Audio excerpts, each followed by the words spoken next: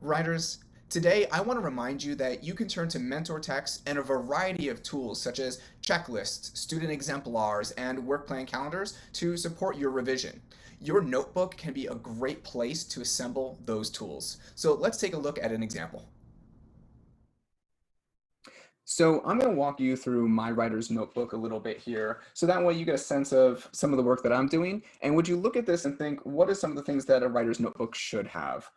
So I have some things that I was trying out. So from writing territories to writing ideas, different things I've carried over from other notebooks that I've pasted into this one that I wanted to keep going.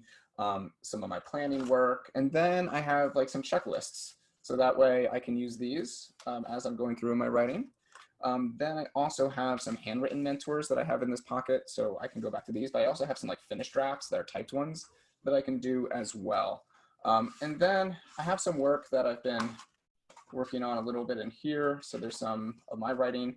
One of the ones I'm working on recently right now is this piece, and you can see I have my writing checklist specific for this piece, and I've been like circling some of the things that I'm working on, and then I have some of my notes along there. And then I also have a pocket for my drafts that I put there. And then I have a calendar, so that way I can keep track of like when I'm collecting ideas, when am I going to publish. So I keep working towards those dates. Okay, so those are like some of the big things that I have in my writer's notebook. So think about your own writer's notebook and what are some of the big things that you would want to have? So there are some things that as you put your writer's notebook together, your physical notebook or your digital notebook, some tools that you want to make sure that it includes. For example, you want to have some checklists that will help you self-assess and set goals for your writing.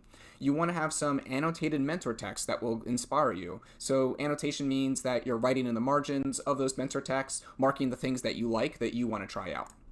Then you can think about snippets of new writing where you're experimenting. So it might be on some pages where you're rewriting your leads or you're trying your conclusion again. So that way you play around with the writing until you get it to where you want it to be. And you want to have some calendars or work plans and have a space to keep those. So, writers, this is a great time now to think about how you want to set up your own notebook. What are some tools that you wanted to include, and make sure that it's something that you'll be able to use in order to do some great revision work and to continue to make your notebook a meaningful place to do your writing. So, go ahead, so find what materials that you have available to you. Also, you can write a lot of things down. Even if you can't print out a copy of, say, a checklist, it's something that you can take parts of that checklist and make your own version of it in your notebook. Also, too, if you're using a digital notebook, you might be thinking, how can you organize these tools in that digital notebook in a way where you'll be able to find them and make a lot of use out of it?